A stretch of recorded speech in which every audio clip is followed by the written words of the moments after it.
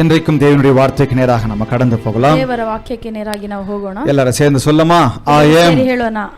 சொல்லமா இந்த வார்த்தையை I am. நானே. யோவான் எழுதின புத்தகத்துல யோவாನು ಬರೆದ ಪುಸ್ತಕದಲ್ಲಿ யோவான் அழகாக இயேசு சொன்ன இந்த 7 I am என்கிற இந்த காரியத்தை நாம் பார்த்து கொண்டிருக்கிறோம். 7 ಬಾರಿ ನಾನೇ ಅಂತ ಹೇಳುವ ಕಾರ್ಯವನ್ನು ನಾವು ನೋಡುತ್ತಿದ್ದೇವೆ. ನಾನೇ. அவர் சொல்லி இருக்கிறார், இயேசு சொல்லி இருக்கிறார் நானே. இயேசு ಹೇಳಿದಾನೆ ನಾನೇ. I am என்று சொல்லி பார்த்து கொண்டிருக்கிறோம். ನಾನೇ ಅಂತ ಹೇಳಿದ್ದಾರೆ. அதிலே முதலாவது வாரத்துல ಅದರಲ್ಲಿ ಮೊದಲನೇ ವಾರದ I am என்று சொல்லி ನಾನೇ ಎಂದು ಹೇಳಿ I am the bread of life ಎಂದು சொன்னார். ನಾನೇ ಜೀವದ ರೊಟ್ಟಿ ಅಂತ ಜೀವ ಅಪ್ಪಂ ನಾನೇ. ನಾನೇ ಆ ಜೀವ ರೊಟ್ಟಿ ಅಂತ ಜೀವ ಅಪ್ಪಂ ನಾನೇ ಎಂದು ನಾನೇ ಆ ಜೀವ ರೊಟ್ಟಿ ಅಂತ ಹೇಳಿದ್ದಾನೆ. ಜೀವ ಅಪ್ಪಂ ನಾನೇ ಎಂದು சொல்லும் பொழுது ಜೀವ ರೊಟ್ಟಿಯು ನಾನೇ ಎಂದು முதலாவது வாரத்திலே நாம் பார்த்தோம். ಮೊದಲನೇ ವಾರದಲ್ಲಿ ನಾವು ನೋಡಿದ್ದೇವೆ ಜೀವ ವಾರ್த்தை ನಾನೇ என்று சொல்லி. ಜೀವ ವಾಕ್ಯವು ನಾನೇ ಅಂತ. ಆಗ ಅವருடைய ஜீவன் எனக்கு உங்களுக்கும் ஜீவனை தருகிறது.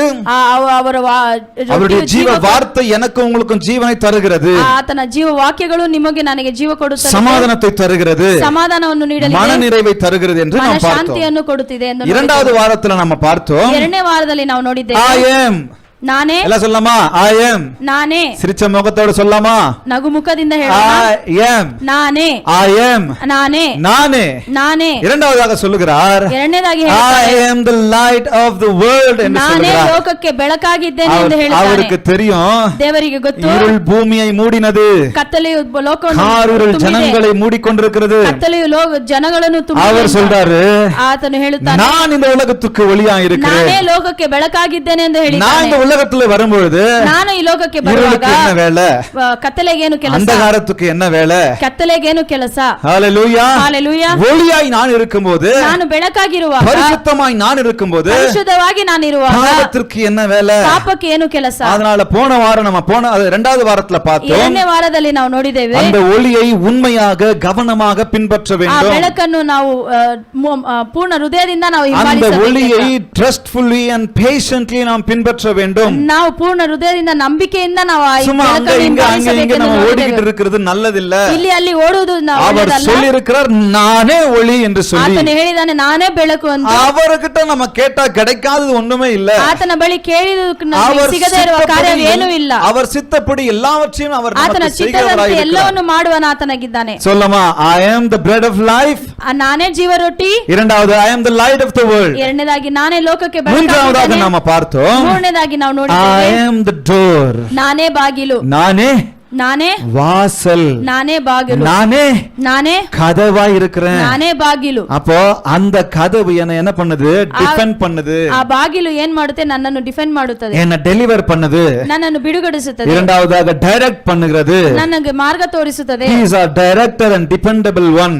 ಆತನು ನನಗೆ ನಿರ್ದೇಶಕ ಮತ್ತು ಮಾರ್ಗ என்னை ತೋರಿಸುವವನಾಗಿದ್ದಾನೆ. இயக்குகிறவராகவும் என்னை நான் அவரை எப்போதும் சார்ந்து கொள்ளத்தக்கவராகவும் நம்பத்தக்கவராகவும் அவர் இருக்கிறார். ನಾನು ಯಾವಾಗಲೂ ಆತನನ್ನೇ ನಂಬಿಗಸ್ತನಾಗಿ ನಾನು ಅಂಗೀಕರಿಸಬಹುದು. அப்போ அவர் நம்பத்தக்கவராய் நான் எப்போதும் வந்தடையத்தக்க கண்மலையாய் இருக்கிறார். ಯಾವಾಗಲೂ ನಾನು ಆತನನ್ನೇ ನಂಬಿ ಆತನ ಆಶ್ರಯದಲ್ಲಿ ಇರುವಕ್ಕೆ ನಾನು இந்த உலகத்துல நிறைய டோர் இருக்குது. ಆತನೇ ಶಕ್ತನಾಗಿದ್ದಾನೆ. நிறைய டோர் இருக்குது. ಈ ಲೋಕದಲ್ಲಿ ಅನೇಕ ಬಾಗಿಲು அங்க ಇದೆ. போனா அந்த டோருக்கு போனா பணக்காரன் ஆகலாம், ಆ ಬಾಗಿಲಿಗೆ ಹೋದ್ರೆ இந்த டோருக்கு போனா பெரிய ஆள் ஆகலாம், ಅಲ್ಲಿ ಹೋದ್ರೆ ದೊಡ್ಡ ವ್ಯಕ್ತಿ ಆಗಬಹುದು, இந்த வாசலுக்கு போனா அது கிடைக்கும், ಈ ಬಾಗಿಲಿಗೆ ಹೋದ್ರೆ ಅದು ಸಿಗುತ್ತದೆ, இந்த வாசலுக்கு போனா இது கிடைக்கும் ಈ சொல்லி ಬಾಗಿಲಿಗೆ ಹೋದ್ರೆ ಇದು ಸಿಗುತ್ತದೆ ಅಂತ நம்ம பல நேரத்துல குழப்பத்துல ஓடிக்கிட்டே இருக்கிறோம். ಅನೇಕ ಬಾರಿ ಕಳವಳಗಳು. ஆனா ஆண்டவர் சொல்றாரு ದೇವರು ಹೇಳುತ್ತಾರೆ I am the door. ನಾನೇ ಬಾಗಿಲು ಅಂತ ದೇವರು So ಹೇಳ್ತಾನೆ. இந்த உண்மையான வாசலுக்குள்ளாக நாம போகணும். ಈ ನಿಜವಾದ ಬಾಗಿಲು ಬಳಿ ನಾವು ಹೋಗಬೇಕು. ஹalleluya. ஹalleluya. இந்த வாசல் தான் என்னையும் உங்களையும் பாதுகாக்க டிஃபெண்ட் பண்ணுகிறது. ಈ ಬಾಗಿಲೇ ನಿಮ್ಮನ್ನು ನಮ್ಮನ್ನು ಕಾಪಾಡಲು ಶಕ್ತನಾಗಿದೆ. நாம் நிறைய காரியங்கள் அதுல சில காரியங்களை பார்த்தோம். ಅದರಲ್ಲಿ ಅನೇಕ ಕಾರ್ಯಗಳನ್ನು கடந்த வாரத்திலே கடைசி வாரத்திலே பார்த்தோம். நான்காவது வாரத்திலே ಕಳೆದ ವಾರ ನೋಡಿದ್ದೇವೆ I am the good shepherd. ನಾನೇ ಒಳ್ಳೆ ಕುರುಬನು ಎಂದು ನೋಡಿದ್ದೇವೆ. சொல்லமா I am the ನಾನೇ good. ಒಳ್ಳೆಯ I am the shepherd ன்னு சொல்ல ನಾನೇ ಕುರುಬ ಅಂತ ಹೇಳಿಲ್ಲ, I am the good shepherd. ನಾನೇ ಒಳ್ಳೆ ಕುರುಬನು ಅಂತ ನಾನೇ ಹೇಳಿದ್ದಾನೆ. ಒಳ್ಳೆಯ ಕುರುಬನು. ನಾನೇ ಒಳ್ಳೆಯ ಕುರುಬನು ಅಂತ அப்ப ಹೇಳಿದ್ದಾನೆ. ஒಳ್ಳೆய குருபனுனா அப்ப கெட்ட குருபனு இருக்கிறாரு. ಹಾಗಾದ್ರೆ ಕೆಟ್ಟ ಕುರುಬನು ಇದ್ದಾನೆ. நிறைய கள்ள மேய்ப்பர்கள் இருக்கிறாங்க. ಅನೇಕ ಕೆಟ್ಟ ಕುರುಬರು உங்களையும் ಇದ್ದಾರೆ. என்னையும் வஞ்சிக்க, ನಿಮ್ಮನ್ನು ನಮ್ಮನ್ನು ವಂಚಿಸಲು, என்னையும் உங்களையும் மோசம் போக்க, ನಿಮ್ಮನ್ನು ನನ್ನನ್ನು ಮೋಸಗೊಳಿಸಲು, என்னையும் உங்களையும் திருட கொள்ள அழிக்க ನಿಮ್ಮನ್ನು ನನ್ನನ್ನು ಕಳ್ಳತನ ಮಾಡಲು நிறைய பேர் கள்ள போதகர்கள் இருக்கிறாங்க. ಅನೇಕ ಕಳ್ಳ ಬೋಧಕರು ಇದ್ದಾರೆ. அவர்களுடைய அவங்க பேரெல்லாம் சொல்லி நம்ம இயேசு பேரை தான் சொல்லிக்கிட்டு வருவாங்க. ಅವರೆಲ್ಲರೂ ಯೇಸು ಹೆಸರನ್ನೇ ಹೇಳಿ இயேசுவின் ಬರುತ್ತಾರೆ. நாமத்தை தான் சொல்லிக்கிட்டு வருவாங்க. ಯೇಸುವಿನ ನಾಮವನ್ನೇ ಹೇಳುತ್ತಾರೆ. இயேசுவின் நாமத்தில் அற்புதம் செய்தேன், ಯೇಸುವಿನ ನಾಮದಲ್ಲಿ ಅದ್ಭುತ ಮಾಡಿದೆ, பிசாசை துரத்தினேன், ಯೇಸುವಿನ ನಾಮದಲ್ಲಿ ಸೈತಾನನ್ನು ಓಡಿಸಿದೆ, இயேசுவின் நாமத்துல அத பண்ண இத பண்ண. ಯೇಸುವಿನ ನಾಮದಲ್ಲಿ ಅದ ಮಾಡಿದೆ ಇದ ಮಾಡಿದೆ. ஆண்டவர் அவங்கள பார்த்து சொல்றாரு, ದೇವರು ಅವರನ್ನು ನೋಡಿ ಹೇಳುತ್ತಾನೆ, உங்களை யாருன்னு எனக்கு தெரியாது. ನೀವು ಯಾರಂತಾನೆ ನನಗೆ ಗೊತ್ತಿಲ್ಲ. I don't know who you are. ನೀವು ಯಾರಂತಾನೆ ನನಗೆ ಗೊತ್ತಿಲ್ಲ. யாருன்னு எனக்கு தெரியாதுப்பா. ನೀವು ಯಾರಂತ ನನಗೆ ಗೊತ್ತಿಲ್ಲ. ஆனா இயேசுவின் நாமத்துல தான் வருவாங்க. ಆದ್ರೆ ಯೇಸುವಿನ ನಾಮದಲ್ಲೇ ಬರುತ್ತಾರೆ. ஆனால் உள்ளத்திலோ அவர்கள் பட்சிக்கிற ஓநாய்கள் என்று வேதம் சொல்லுகிறது. ಆದ್ರೆ ಒಳಗಡೆ ಅವರು நம்ம மத்தியிலே தான் இருப்பாங்க. ஓநாய்க்கு என்ன சொல்லுவாங்க? கன்னடால ஓநாய்க்கு என்ன சொல்லுவாங்க? ನರಿ. நரினே நரி ஆக்சுவலா இல்ல, ஆனா நரி சொல்லுங்க. என்ன ஓநாயா? சரி, ஓநாய். ಓಣ ಅಂತ ಹೇಳ್ತಾರೆ. அப்ப சரி, என்னங்க அது இங்கிலீஷ்ல என்ன சொல்லுவாங்க? உல்ஃப்னே சொல்லிடுமா? உல்ஃப்னே சொல்லிடு. அதான் இப்ப நம்ம தமிழ் கன்னடாவா ஆயிடுச்சு. பட்சிக்கிற ஓநாய்களா இருக்கிறாங்க. ಅವರು ವಂಚಿಸುವತರಾಗಿದ್ದಾರೆ. அப்ப பாருங்க, இந்த உலகத்துல இருக்கிறவர்கள், ಈ ಲೋಕದಲ್ಲಿ ಇರುವವರು ನೋಡಿ அப்படியே நம்மள பட்சித்து நம்மள எப்படி வீழ்த்தலாம் அப்படின்னு சொல்லி இருக்கிறாரு. ನಮ್ಮನ್ನು ಯಾವ ರೀತಿ ಎಲ್ಲ இவர் சொல்றாரு, நானே நல்ல மேய்ப்பன், ನಾನೇ ಒಳ್ಳೆ ಕುರುಬನು, நான் உங்க எல்லாவற்றையும் உங்களுக்கு ப்ரொவைட் பண்ணுகிறவனா ನಾನು இருக்கிறேன், ಎಲ್ಲವನ್ನು ನಿಮಗೆ ಕೊಡುವಾತನಾಗಿದ್ದೇನೆ, நான் நல்ல கேர் டேக் உங்களை பண்ணுகிறேன், ನಾನು ನಿಮಗೆ ಬೇಕಾಗುವ ಕಾರ್ಯಗಳನ್ನು ನಾನು ಸಂಧಿಸಲು ಶಕ್ತನಾಗಿದ್ದೇನೆ. ஒரு மேய்ப்பன் எப்படி தன் ஆடுகளை பராமரிப்பானோ, ಒಬ್ಬ ಕುರುಬನು ಯಾವ ರೀತಿ ತನ್ನ ಕುರಿಗಳನ್ನು ಮೇಯಿಸುತ್ತಾನೋ, பாதுகாப்பானோ, ಯಾವ ರೀತಿ ಅವನು அதை விட நான் நன்றாக உங்களை பாதுகாக்கிறவனா இருக்கிறேன் என்று ஆண்டவர் ಅದಕ್ಕಿಂತ சொல்றார். ದೊಡ್ಡ ಕಾರ್ಯಗಳು ನಿಮ್ಮನ್ನು ನಾನು ಮಾಡಲಿದ್ದೇನೆ. சொல்லமா, I am the good shepherd. ನಾನೇ ಒಳ್ಳೆ ಕುರುಬನು. இந்த முழு செய்தியை நீங்க யூடியூப்ல கேட்டுக்குங்க. ನೀವು ಯೂಟ್ಯೂಬ್ ಅಲ್ಲಿ ಫುಲ್ ಮೆಸೇಜ್ ಅನ್ನು ಕೇಳಬಹುದು. இன்றைக்கு நாம் பார்க்க போகிறோம். ಇವತ್ತು ನಾವು ನೋಡಲಿದ್ದೇವೆ. சொல்லமா, முதல் I am என்ன? ಮೊದಲನೇ I am ಏನು? I am the bread of life. ನಾನೇ ಜೀವ ರೊಟ್ಟಿ. இரண்டாவதாக என்ன? ಎರಡನೇದಾಗಿ I am the light of the world. ನಾನೇ ಲೋಕಕ್ಕೆ ಬೆಳಕಾಗಿದ್ದೇನೆ. மூன்றாவதாக என்ன? ಮೂರನೇದಾಗಿ I am the door. ನಾನೇ ಬಾಗಿಲು. நான்காவதாக என்ன? ನಾಲ್ಕನೇದಾಗಿ I am the good shepherd. ನಾನೇ ಒಳ್ಳೆ ಕುರುಬನು. ஐந்தாவதாக இன்றைக்கு ಐದನೇದಾಗಿ ಇವತ್ತು I am the resurrection ನಾನೇ ಪುನರುತ್ಥಾನವು and the life. ಜೀವವೂ ಆಗಿದ್ದೇನೆ. This is very very very important. ಇದು ತುಂಬಾ ಮುಖ್ಯವಾಗಿದೆ. கரெக்ட் ஆண்டவர் இன்னைக்கு அமைச்சிருக்கிறார் இந்த வார்த்தை. ಸರಿಯಾಗಿ ಈ ದಿನದಲ್ಲಿ ಆತನು ಕೊಟ್ಟಿದ್ದಾನೆ.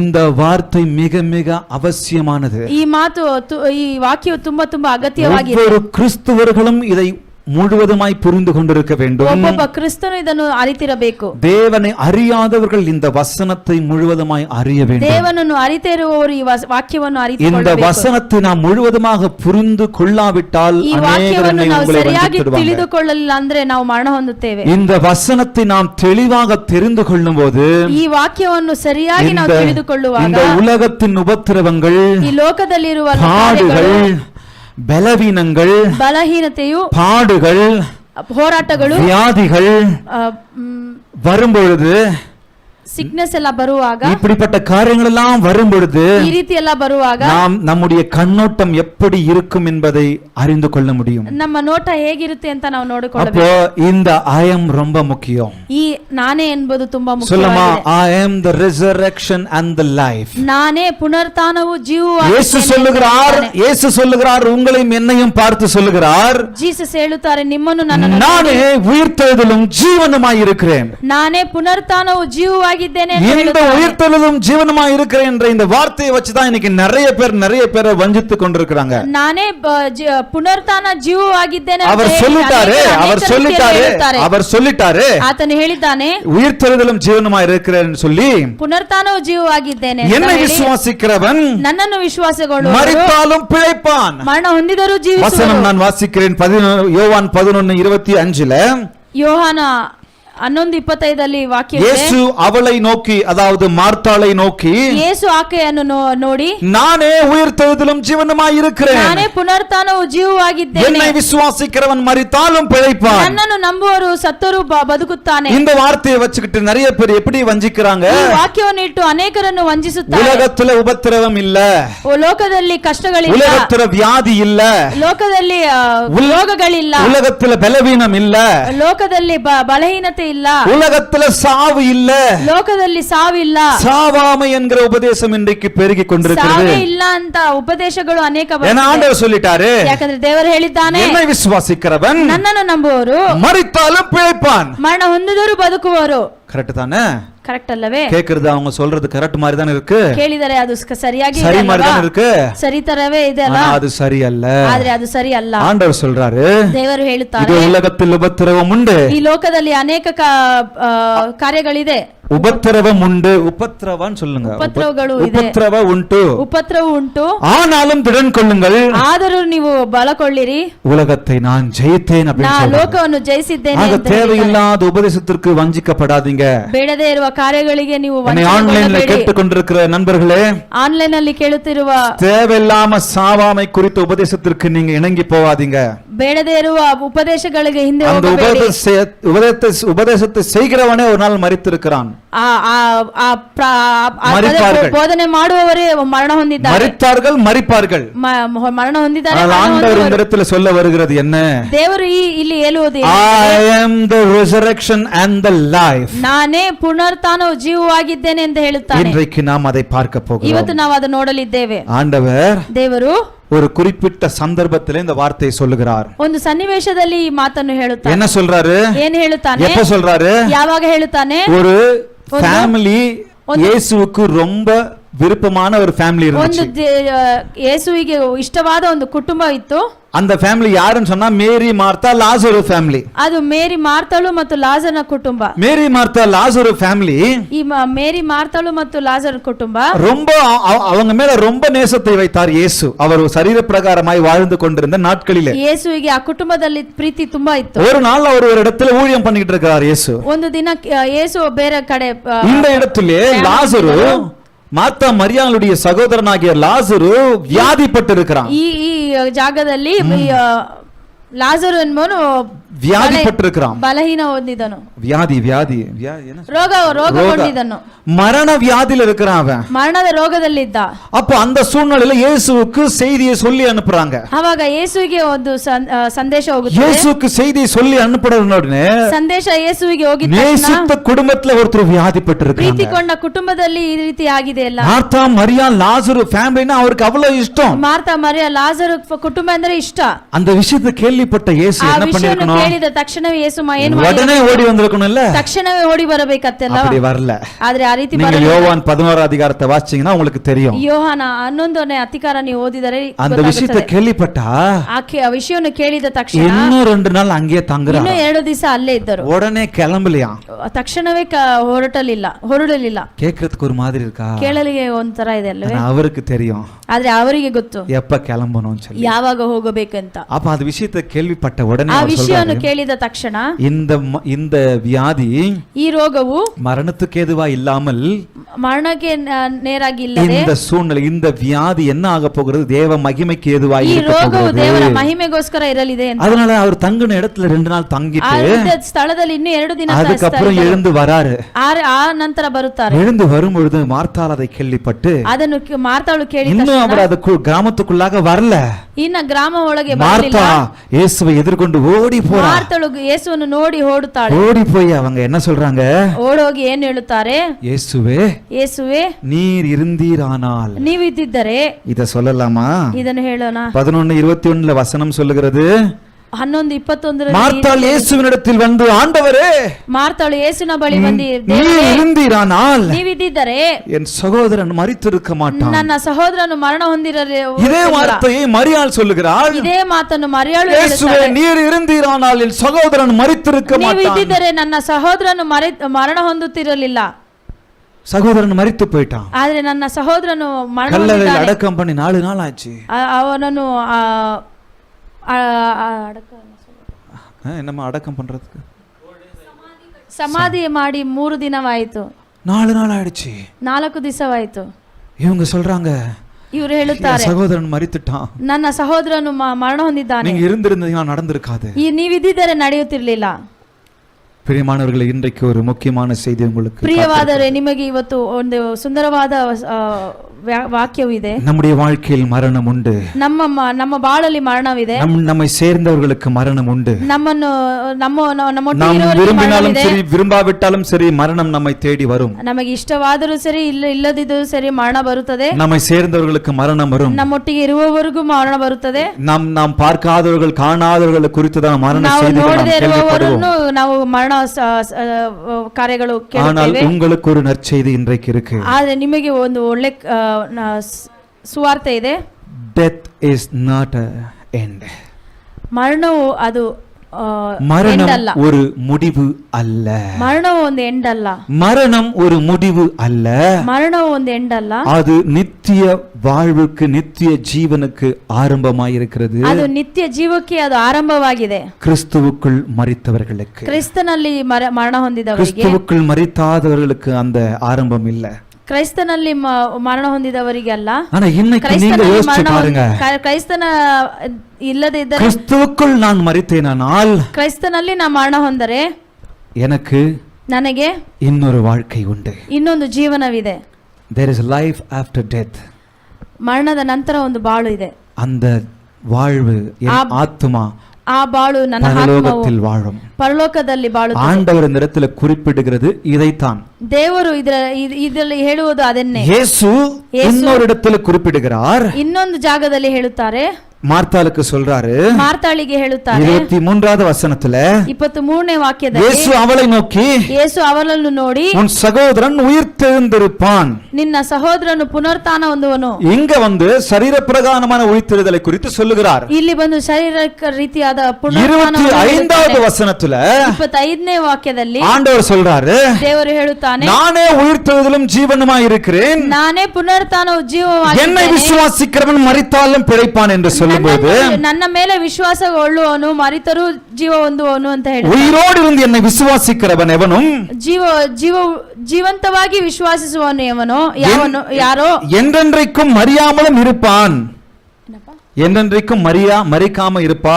ಯಾವಾಗಲೂ ಅವನು ಮರಣ ಹೊಂದದೇ ಇರುವವನು. அப்ப என்ன சொல்ல வராரு? ಹಾಗಾದ್ರೆ ಏನು ಹೇಳುತ್ತಾರೆ? எனக்கு ஒரு இடம் உண்டு, ನನಗೆ ಒಂದು ಸ್ಥಳವಿದೆ, நித்திய ஜீவன் உண்டு, ನನಗೆ ನಿತ್ಯ இந்த சரீரம் அழிந்து போகும், ಈ ಶರೀರವು அழுகி போகும், ಈ ಶರೀರವು ಅಳಿದು ಹೋಗುತ್ತದೆ, இந்த சரீரத்திற்கு மரணம் உண்டு, ಈ ಶರೀರಕ್ಕೆ ಮರಣ, ஆனால் என் ஆத்துமாவுக்கு மரணம் இல்லை, நான் கிறிஸ்துவுக்குள்ளாக மரிக்கும் போது. ಆದ್ರೆ ನನ್ನ ಆತ್ಮಗೆ ಕ್ರೈಸ್ತನಲ್ಲಿ ನಾನು ಮರಣ ಹೊಂದುವಾಗ ಮರಣವಿಲ್ಲ. இந்த உலக பிரகாரமான மரணத்திற்கு, சரீர மரணத்திற்கு பயப்பட வேண்டாம். ಈ ಲೋಕ ರೀತಿಯಾದ ಮರಣಕ್ಕೆ ನಾವು ಭಯಪಡುವ ಕಾರ್ಯಗಳಿಲ್ಲ. அப்போ இந்த விஷயத்தை ஞாபகம் வச்சுக்கோங்க. ಹಾಗಾದ್ರೆ ಈ ವಿಷಯವನ್ನು ನಾವು மரணம் என்பது ஒரு முடிவு அல்ல. ಮರಣ ಎಂಬುದು ಒಂದು ಮುಕ್ತಾಯ. மரணம் என்பது ஒரு நித்திய வாழ்வுக்கு, நித்திய ஜீவனுக்கு ஆரம்பமாய் இருக்கிறது. ಮರಣ ಎನ್ನುವುದು ಒಂದು ನಿತ್ಯ ಜೀವಕ್ಕೆ ನಮಗೆ ಕೊಂಡೊಯ್ಯುತ್ತದೆ. இந்த உலகத்துல வாழ்ந்து போனவங்க எவ்வளவு அழகா ஒரு விஷயத்தை சொல்றாங்க ಈ பாருங்க. ಲೋಕದಲ್ಲಿ ಬಾಳಿ ಬದುಕಿ ಹೋದವರು ஹெலன் ಎಷ್ಟು ಸುಂದರವಾಗಿ ಹೇಳುತ್ತಾರೆ. ஹெலன் கெல்லர் என்கிற ஒரு மகள், ಹೆಲನ್ ಕಿಲ್ಲರ್ ಎಂಬ ಒಂದು அவங்களுக்கு கண்ணு தெரியாது, ಅವರಿಗೆ ಕಿವಿ ಕೇಳುವುದಿಲ್ಲ, நினைக்கிறேன் காதும் கேட்காதுன்னு நினைக்கிறேன், கண்ணு காணுவதில்ல, ಕಣ್ಣು ಕಾಣುವುದಿಲ್ಲ, காதும் கேட்காதுன்னு நினைக்கிறேன், ಕಿವಿಯು ಕೇಳುವುದಿಲ್ಲ. அவங்க சொல்றாங்க, ಅವರು ಹೇಳುತ್ತಾರೆ, மரணம் என்பது, ಮರಣ ಎನ್ನುವುದು, நல்லா கவனிங்க, முக்கியமா இருக்கிறீங்க இந்த இடத்துல, மரணம் என்பது ಮರಣ ಎನ್ನುವುದು ஒரு அறையிலிருந்து இன்னொரு அறைக்கு செல்வதை போல, ಒಂದು ಜಾಗದಿಂದ ಇನ್ನೊಂದು, ಒಂದು ಕೊಠಡಿಯಿಂದ ಇನ್ನೊಂದು ಕೊಠಡಿಗೆ ಹೋಗುವುದು, ஒரு ரூம்ல இருந்து இன்னொரு ரூமுக்கு போறது, ಒಂದು ಕೊಠಡಿಯಿಂದ ಇನ್ನೊಂದು ಕೊಠಡಿಗೆ ಹೋಗುವುದು. அப்போ அவங்க எவ்வளவு அழகா சொல்றாங்க, ಹಾಗಾದ್ರೆ ಎಷ್ಟು ಸುಂದರವಾಗಿ ಹೇಳುತ್ತಾರೆ, அந்த அறைக்கு போகும்போது எனக்கு ஒரு வித்தியாசம் இருக்கும், ಒಂದು ಕೊಠಡಿಗೆ ಹೋಗುವಾಗ ನನಗೆ ವ್ಯತ್ಯಾಸವಿರುತ್ತದೆ, அந்த அறையில, ಆ ಕೊಠಡಿಯಲ್ಲಿ இந்த உலகத்துல கண்ணு தெரியாது எனக்கு அங்க கண்ணு தெரியும், ಈ ಲೋಕದಲ್ಲಿ ನನಗೆ ಕಣ್ಣು ಕಾಣಿದಲೇ ಇರಬಹುದು, ಅಲ್ಲಿ ನನಗೆ ಕಣ್ಣು ಕಾಣುತ್ತದೆ. இங்க எவ்வளவு நாள் நான் கண்ணு தெரியாத வாழ்ந்தேன், ಇಲ್ಲಿ ಎಷ್ಟೋ ಕಾಲವು ನಾನು ಕಣ್ಣು ஆனா இன்னொரு அறைக்கு போனல்ல, ಆದ್ರೆ ಇನ್ನೊಂದು ಕೊಠಡಿಗೆ அந்த அறையில் எனக்கு கண்ணு தெரியும், ಅಲ್ಲಿ ನನಗೆ ಕಣ್ಣು ಕಾಣುತ್ತದೆ, அங்கே நான் அவரை பார்ப்பேன், ಅಲ್ಲಿ ನಾನು ಆತನನ್ನು ನೋಡುವೆನು.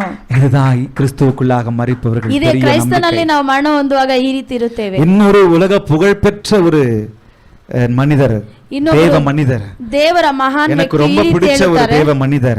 ಒಂದು ದೇವರ ಮಹಾನ್ அவருடைய ವ್ಯಕ್ತಿ ಈ ರೀತಿ புஸ்தகங்களை ಹೇಳ್ತಾರೆ. நிறைய புஸ்தகங்களை வாசிச்சிருக்கிறேன். ಅನೇಕ ಪುಸ್ತಕಗಳನ್ನು ನಾನು கடைசியா ಓದಿದ್ದೇನೆ. விசுவாசம் என்கிற ஒரு புஸ்தகத்தை வாசிச்சிருக்கிறேன். ಕೊನೆಯದಾಗಿ ವಿಶ್ವಾಸ ಎನ್ನುವ பில்லி ಪುಸ್ತಕವನ್ನು கிரஹாம் ಓದಿದ್ದೇನೆ. என்கிற ஒரு நபர் ಬಿಲ್ಲಿ ಗ್ರಾಮ್ ಎನ್ನುವ அவர் ವ್ಯಕ್ತಿ சொல்றாரு, ಅವರು ಹೇಳುತ್ತಾರೆ, ஒரு நாள் நீங்க கேள்விப்படுவீங்க ಒಂದು ದಿನ ನೀವು ಕೇಳ್ಪಡುತ್ತೀರಿ, பில்லி கிரஹாம் இறந்து விட்டார் என்று ಬಿಲ್ಲಿ சொல்லி. ಗ್ರಾಮ್ ಮರಣ ಹೊಂದಿದ್ದಾರೆ. நீங்க கேள்விப்படுவீங்க, ನೀವು ಕೇಳಲಿದ್ದೀರಿ, நீங்க படிப்பீங்க. ನೀವು ಓದಲಿದ್ದೀರಿ.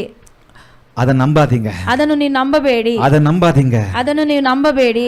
அந்த இடத்துல ಆ ಸ್ಥಳದಲ್ಲಿ நான் இப்போது இருக்கிற இடத்தை விட ನಾ ಇರುವ ಸ್ಥಳಕ್ಕಿಂತ ஒரு நல்ல இடத்துல நான் இருப்பேன், உயிரோடு இருப்பேன். ಒಂದು ಒಳ್ಳೆಯ ಸ್ಥಳದಲ್ಲಿ ನಾನು ಇರುವೆನು. ஒண்ணும் இல்ல, ಏನು ಇಲ್ಲ, என் அட்ரஸ் மாத்திரம் தான் சேஞ்ச் ஆயிருக்கும். ನನ್ನ ಅಡ್ರೆಸ್ ಮಾತ್ರ ಚೇಂಜ್. ஹல்லேலூயா. ಹಲ್ಲೆಲೂಯಾ. இவ்வளவு நாள் நான் பூமிக்குரியவனா இருந்தேன், ಇಷ್ಟು ದಿನ ನಾನು ಲೋಕಕ್ಕೆ, இனி நான் பரலோகத்திற்குரியவனா இருக்கிறேன். ಇನ್ಮೇಲೆ ನಾನು என் அட்ரஸ் சேஞ்ச் ஆயிடுச்சு, அவ்வளவுதான். ಆಗಿರುತ್ತೆ. ನನ್ನ ಅಡ್ರೆಸ್ ಚೇಂಜ್ என் ಆಗಿದೆ, அட்ரஸ் மாத்திரம் சேஞ்ச் ஆயிடுச்சு. ನನ್ನ ಅಡ್ರೆಸ್ ಮಾತ್ರ, ನನ್ನ ஹல்லேலூயா. ಚೇಂಜ್ ಆಗಿದೆ. அந்த இடத்துல ಆ ಜಾಗದಲ್ಲಿ தேவ பிரசன்னத்துல ದೇವರ ಪ್ರಸನ್ನತೆಯಲ್ಲಿ நான் அவரை பார்த்து கொண்டிருக்கேன். ಆತನನ್ನು ನಾನು ನೋಡಲಿದ್ದೇನೆ. பிரியமானவர்களே, ಪ್ರಿಯವಾದವರೇ, இந்த உலகத்தில் சரீர பிரகாரமான மரணம் ಈ என்பது ಲೋಕದಲ್ಲಿ ಶಾರೀರಿಕ ರೀತಿಯಾದ ಮರಣವಿದೆ. கிறிஸ்துவ பிள்ளைகளுக்கு முடிவு அல்ல, ಕ್ರೈಸ್ತ ಮಕ್ಕಳಿಗೆ ಅದು அது இன்னொரு ஆரம்பம். ಅದು ಇನ್ನೊಂದು ಆರಂಭವಿದೆ. அது நித்திய ஜீவனுக்கான ಅದು ஆரம்பம். ನಿತ್ಯ ಜೀವಕ್ಕೆ ಕೊಂಡೊಯ್ಯಲಿದೆ. ஹல்லேலூயா. ಹಲ್ಲೆಲೂಯಾ. சோ அதனால ಅದರಿಂದ நம்முடைய மரணம், ನಮ್ಮ ಮರಣವು, யோசிச்சு கொள்ளுங்க, ಯೋಚನೆ ಮಾಡಿಕೊಳ್ಳಿ, நிறைய சமயத்துல நம்மை சேர்ந்தவர்கள் மரணம் அடைகிறார்கள்.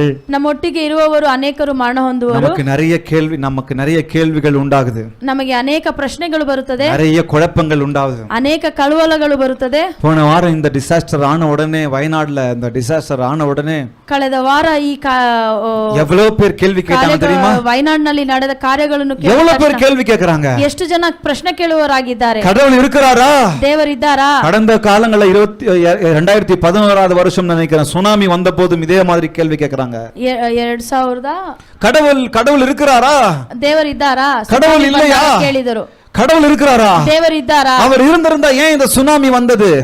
ದೇವರಿದ್ದರೆ ಯಾಕೆ ಈ ಸುನಾಮಿ அவர் இருந்திருந்தா ஏன் இந்த நிலநடுக்கம் வந்தது? ಅವರಿದ್ದರೆ ಯಾಕೆ ಈ ರೀತಿ ಆಯಿತು? கடவுளுக்கு கண் இல்லையா? ದೇವರಿಗೆ ಕಣ್ಣಿಲ್ಲವಾ? நிறைய பேர் கேள்வி கேட்கிறாங்க. ಅನೇಕರು ಪ್ರಶ್ನೆ ಮಾಡಿದರು. ஆனால் அஞ்ஞானிகளைப் போல நாம் கேள்வி கேட்க வேண்டிய ಆ அவசியம் இல்லை. ರೀತಿ ನಾವು ಪ್ರಶ್ನಿಸುವವರಾಗಿರಬಾರದು. God is in control. ದೇವರು ಎಲ್ಲವನ್ನು ಆಳುಕೆ சில ಮಾಡುವಲ್ಲಿದ್ದಾನೆ. சமயங்களில் சில கேள்விகளுக்கு எனக்கும் உங்களுக்கு பதில் கிடைக்காது. ಅನೇಕ ಕ್ಷಣಗಳಲ್ಲಿ ನಮಗೆ ನಮ್ಮ ಪ್ರಶ್ನೆಗಳಿಗೆ ஆனால் ಉತ್ತರ ஒரு ಇರುವುದಿಲ್ಲ. உன்னத பதில் எனக்கும் உங்களுக்கும் ಆದರೆ இருக்கிறது. ಉನ್ನತವಾದ ಉತ್ತರ ನಮಗಿದೆ. நான் கடவுளுக்குள் மரித்தால், ನಾನು ದೇವರಲ್ಲಿ ಮರಣ நான் ಹೊಂದುವಾಗ, கிறிஸ்துவுக்குள் மரித்தால், ನಾನು ಕ್ರೈಸ್ತನಲ್ಲಿ ಮರಣ அந்த ಹೊಂದುವಾಗ மரணம் முடிவு அல்ல, ಆ ಮರಣವು ಅಂತ್ಯವಲ್ಲ, நித்திய ஜீவனுக்கு ஆரம்பமாய் இருக்கிறது. நித்திய ஜீவனுக்கு கரங்களை அது தட்ட மாட்டீங்களா? ஆரம்பமாಗಿದೆ. நித்திய ஜீவனுக்கு ஆரம்பமாய் ಅದು இருக்கிறது. ನಿತ್ಯ ಜೀವಕ್ಕೆ ಆರಂಭವಾಗಿದೆ. அந்த வயநாடு பகுதியில் எவ்வளவு பேர் ஆண்டவருக்குள்ளாக மரித்தார்கள் என்று ಆ எனக்கு தெரியாது. ವಯನಾಡು ಜಾಗದಲ್ಲಿ ಎಷ್ಟು ಮಂದಿ ದೇವರ ஒருவேளை ಮರಣ ஆண்டவருக்குள்ளாக ಹೊಂದಿದ್ದಾರೋ ಗೊತ್ತಿಲ್ಲ. மரித்திருப்பார்கள் என்று சொன்னால், ಒಂದು ವೇಳೆ ದೇವರ ஆண்டவர் சொல்லியிருக்கிறார், ಕ್ರೈಸ್ತರಾಗಿ ಮರಣ ಹೊಂದಿದ್ದಾರೆ. நானே உயிர்த்தெழுதலும் ஜீவனமாய் இருக்கிறேன் என்று ನಾನೇ ஏற்றுக்கொண்டவர்கள் ಪುನರುತ್ಥಾನವು ಜೀವವಾಗಿದ್ದೇನೆ ಅಂತ ಹೇಳಿ மரித்தாலும் ಮರಣ ಹೊಂದಿದರು பிழைப்பான். ಜೀವಿಸುವರು. அங்க உயிரோடு இருப்பாங்க அவங்க. ಅಲ್ಲಿ ಜೀವಿಸಿರುವರು, அங்க ஜீவனோடு இருப்பாங்க அவங்க. ಅಲ್ಲಿ ಜೀವಂತವಾಗಿರುವರು. கண்டிப்பா நிச்சயமா ஜீவனோடு இருப்பாங்க. ನಿಶ್ಚಯವಾಗಿ ಅಲ್ಲಿ ಜೀವವಾಗಿ. இங்க நம்ம பார்க்கிறதுக்கு முடியல, ಇಲ್ಲಿ ನಾವು ನೋಡಲು ಸಾಧ್ಯವಿಲ್ಲ, இங்க அதை கேட்கிறதுக்கு முடியல, ಇಲ್ಲಿ ಅದನ್ನು ಕೇಳಲು ಸಾಧ್ಯವಿಲ್ಲ. இங்க அந்த சரீரத்தை பார்த்து நாம் ಇಲ್ಲಿ அங்கலாய்க்கிறோம். ಆ ಶರೀರವನ್ನು ನೋಡಿ ನಾವು ஆனால் ஒன்று ಕಳವಳಗೊಳ್ಳುತ್ತೇವೆ. ஒன்று நிச்சயம், ಒಂದು ಮಾತ್ರ ನಿಶ್ಚಯವಾಗಿದೆ, இங்க கண்ணு மூடினவங்க ಇಲ್ಲಿ ಕಣ್ಣು ಮುಚ್ಚಿದರೆ பரலோகத்துல கண்ணு திறந்து. ಪರಲೋಕದಲ್ಲಿ ಕಣ್ಣು ತೆಗಿತೇವೆ. இந்த உலகம் நிரந்தரம் அல்ல, ಈ ಲೋಕವು ನಿರಂತರವಲ್ಲ, நமக்கு சொந்த இடம் அங்கதான். ನಮ್ಮ ಸ್ವಂತ ಜಾಗವು ಪರಲೋಕವೇ. இன்றைக்கு நாம் கூட அதே பெரிய நம்பிக்கையோடு இருக்கணும். ಇವತ್ತು ನಾವು ಆ ನಂಬಿಕೆಯಿಂದ ಇರಬೇಕು. சில பேருக்கு இந்த மரணத்தின் செய்தியை கேட்கிறதுக்கு விருப்பமே இருக்காது. ಕೆಲವೊಬ್ಬರಿಗೆ ಮರಣದ ವಿಷಯವನ್ನು ಕೇಳಲು ಇಷ್ಟವಾಗುವುದಿಲ್ಲ. ಯಾಕೆ ಈ ಪಾಸ್ಟರ್ ಈಗ ಮಾತಾಡುತ್ತಾರೆ ಅಂತ, இன்னைக்கு ஏன் இந்த வார்த்தைன்னு சொல்லி, ಈ ಯಾಕೆ ಇವತ್ತು ಈ ಮಾತು. கடந்த காலத்துல நீங்க நிறைய பேரை இழந்திருக்கலாம். ಕಳೆದ ಕಾಲಗಳಲ್ಲಿ ಅನೇಕರನ್ನು ನೀವು நம்மை சேர்ந்தவர்கள், உங்களை நேசித்தவர்கள், நீங்கள் நேசித்தவர்கள் இறந்திருக்கலாம். ನೀವು ಪ್ರೀತಿ ಮಾಡಿದವರು ಮರಣ ஒன்று ಹೊಂದಿರಬಹುದು. நிச்சயம், ಒಂದು ನಿಶ್ಚಯ, கர்த்தருக்குள் மரித்திருக்கிறவர்கள் ದೇವರಲ್ಲಿ ಮರಣ ಹೊಂದಿದವರು அங்க இருப்பாங்க. ಅಲ್ಲಿರುವರು. ஹalleluya. ಹಲ್ಲೆಲೂಯಾ. பாருங்க, பரலோகம் என்பது ನೋಡಿ, ಪರಲೋಕ ಎನ್ನುವುದು மனுஷனுக்காக நியமிக்கப்படல. முதல்ல ಮನುಷ್ಯನಿಗೋಸ್ಕರ ಅದು வேதம் சொல்லுகிறது, மனுஷனுக்காக நியமிக்கப்படல. மனுஷனுக்காக பரலோகம் நியமிக்கப்படல, சாரி அது நரகம் நியமிக்கப்படல. ನರಕವು ಮನುಷ್ಯನಿಗೋಸ್ಕರ ಅದು ಸ್ಥಾಪಿಸಲಿಲ್ಲ, ನೇಮಿಸಲಿಲ್ಲ. நரகம் என்பது, நான் வேற சொல்லிட்டேனா, நரகம் என்பது ನರಕ ಎನ್ನುವುದು மனுஷனுக்காக நியமிக்கப்படல, ಮನುಷ್ಯನಿಗೋಸ್ಕರ ನೇಮಿಸಲಿಲ್ಲ. அது சாத்தானுக்கும் சாத்தானுடைய தூதனுக்கும் ಅದು நியமிக்கப்பட்டது. ಸೈತಾನ ಕೂಟಗೋಸ್ಕರ ಅದು ನೇಮಿಸಿದು. இங்க வசனம் சொல்லுகிறது, மத்தேயு 25:41 வசனம் சொல்லுகிறது, ಇಲ್ಲಿ ಮತ್ತಾಯ பிசாசுக்காகவும் அவன் தூதர்களுக்காகவும் ஆயத்தம் பண்ணப்பட்டிருக்கிற நித்திய அக்கினியில பொங்கல். ಇಲ್ಲಿ ಮತ್ತಾಯದಲ್ಲಿ ಬರೆದಿದೆ, ಅದು ಸೈತಾನ ಕೂಟಗೋಸ್ಕರ, அப்போது மனுஷனுக்கு பண்ணல, ಅವರಿಗೋಸ್ಕರ ಮಾಡಿದಪಟ್ಟಿದೆ ಅಂತ. ஏன் இதை நான் சொல்றேன்? ಮನುಷ್ಯನಿಗೋಸ್ಕರ ಮಾಡಲ್ಪಡಲಿಲ್ಲ. ಯಾಕಿದೆ ಹೇಳುತ್ತೇನೆ, ஆண்டவர் சொல்றாரு, ದೇವರು ಹೇಳುತ್ತಾರೆ யோவான் 14:19 ಯೋಹಾನ 14 because I live you will live also சொல்றாரு. ನಾನು ಜೀವಂತವಾಗಿರುವುದರಿಂದ நான் உயிரோடு இருக்கிறதுனால நீங்களும் உயிரோடு இருப்பீங்க. ನಾನು ಜೀವಂತವಾಗಿರುವುದರಿಂದ ನೀವು ಜೀವಂತವಾಗಿರುತ್ತೀರಿ. ஏன் அவரை நாம் விசுவாசிக்கும்போது, ಯಾಕೆಂದ್ರೆ ನಾವು ಆತನನ್ನು ವಿಶ್ವಾಸಿಸುವಾಗ, அவருக்குள் நாம் மரிக்கும்போது, ಆತನಲ್ಲಿ ನಾವು ಮರಣ நாம் ಹೊಂದುವಾಗ, நரகம் என் அட்ரஸ் இல்ல, ನರಕವು ಅಡ್ರೆಸ್ ನಮ್ಮ address ಪರಲೋகம். ಅಲ್ಲ. ನನ್ನ ಅಡ್ರೆಸ್ ಪರಲೋಕ, என் அட்ரஸ் பரலோகம். ನನ್ನ ವಿಳಾಸ ಪರಲೋಕ. அவருக்குள் நான் மரிக்கும்போது, ಆತನಲ್ಲಿ ನಾವು ಮರಣ அவருக்குள் ಹೊಂದುವಾಗ, என் சொந்தங்கள் மரிக்கும்போது, ಆತನಲ್ಲಿ ನನ್ನ ಸ್ವಂತದವರು அவருக்குள் என் ரிலேட்டிவ்ஸ் மரிக்கும்போது, ಅವನಲ್ಲಿ ಅವರೊಳಗೆ ನನ್ನ ಸ್ವಂತದವರು அவருக்குள் என் நண்பர்கள் மரிக்கும்போது, ಅವರಲ್ಲಿ ನನ್ನ நரகம் என்னுடைய சொந்தம் அல்ல, ಹೊಂದುವಾಗ, நரகம் என்னுடைய அட்ரஸ் அல்ல, ನರಕವು ನನ್ನ ವಿಳಾಸ ಅಲ್ಲ, பரலோகம் தான் என் அட்ரஸ் ஆயிருக்கு. ಪರಲೋಕವೇ ನನ್ನ ವಿಳಾಸ. அப்ப அதுக்காக தான் ஆண்டவர் சொல்றாரு, ಅದಕ್ಕೆ என்ன சொல்றாரு? ಏನ್ ಹೇಳುತ್ತಾರೆ, நான் வாழ்வதனால நீங்க வாழ்வீங்க, ನಾನು ಬಾಳುವುದರಿಂದ ನೀವು எங்க ಬಾಳುವಿರಿ, அங்க என் கூட வாழ்வீங்க. ಯಾಕಂದ್ರೆ ನೀವು ನನ್ನೊಟ್ಟಿಗೆ இன்னொரு வசனத்தை ಬಾಳುವಿರಿ. நான் வாசிக்கிறேன். இயேசு சொல்றாரு, ಯೇಸು ಹೇಳುತ್ತಾರೆ, உங்கள் இருதயம் கலங்காதிருப்பதாக, ನಿಮ್ಮ ಹೃದಯವು ಕಳವಳಗೊಳ್ಳದಿರಲಿ, தேவனிடத்தில் விசுவாசமாயிருங்கள், ದೇವರಲ್ಲಿ ವಿಶ್ವಾಸವಿಡಿ, என்னிடத்திலும் விசுவாசமாயிருங்கள். ನನ್ನ ಬಳಿಯೂ ವಿಶ್ವಾಸವಿಡಿ. யோவான் 14 சொல்றாரு. ಯೋಹಾನ இப்ப சொல்றாரு, 14 ಇವಾಗ ಹೇಳ್ತಾರೆ, என் பிதாவின் வீட்டில் அநேக வாசஸ்தலங்கள் உண்டு. ನನ್ನ ತಂದೆಯ ಮನೆಯಲ್ಲಿ ಅನೇಕ என்னங்க, என் பிதாவின் வீட்டில் ಸ್ಥಳಗಳಿದೆ, அநேக வாசஸ்தலங்கள் உண்டு.